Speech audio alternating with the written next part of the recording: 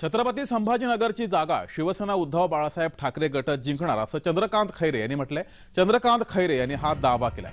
भाजपा नेते आणि देशाचे गृहमंत्री अमित शहा यांनी छत्रपती संभाजीनगरमध्ये जाहीर सभा घेतली। यामध्ये बोलताना संभाजीनगरमधून मोदींना एक कमळ द्या असं आवाहन त्यांनी केलं। यावर ठाकरेच्या शिवसेनेचे नेते चंद्रकांत खैरे यांनी टीका करत या ठिकाणी कमळ लढवेल पण की शिंदे गट लढवेल माहिती नाही, मात्र त्यांचंच भांडण सुरू आहे ते आमच्या उद्धव बाळासाहेब ठाकरे पक्षासमोर टिकणार नाहीत असं सुद्धा त्यांनी म्हटलं।